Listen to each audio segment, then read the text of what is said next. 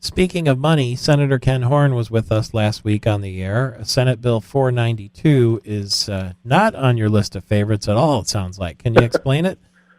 Well, the bill seeks to expand what's called the Good Jobs for Michigan package. And a couple years ago, it's a corporate welfare, a corporate handout program that provides large businesses with with their tax dollars. They get their tax dollars back into their coffers if they provide a certain number of jobs. And, again, speaking of things that are insulting to taxpayers, to go to them and say, hey, we need you to pay more money at the pump for roads, and then turn around in the next breath and say, by the way, we're going to forego hundreds of millions of dollars in revenue from big businesses, that, again, that's insulting to us as taxpayers.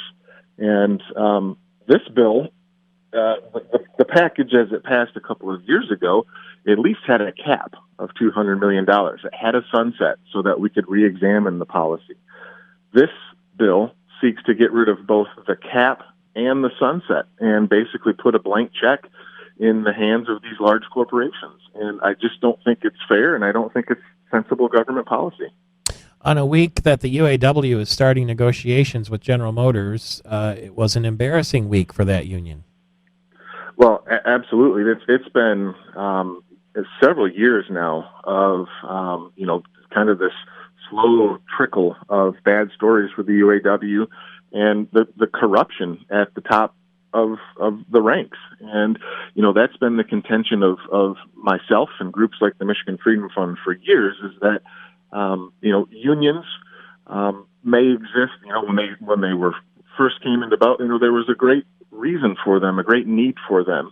And even now, if people choose to join a union, they should have that right in the private sector. And, it just goes to show that the people at the top have been worried about lining their pockets rather than doing the bidding for the rank and file membership. And thankfully, they've got the ability to opt out of their union now if they so choose to. Okay, the publication every week is Front Lines of Freedom, and it's totally free, in fact, although you can support the Michigan Freedom Fund if you like to. The best way to do that is to go to MichiganFreedomFund.com and subscribe.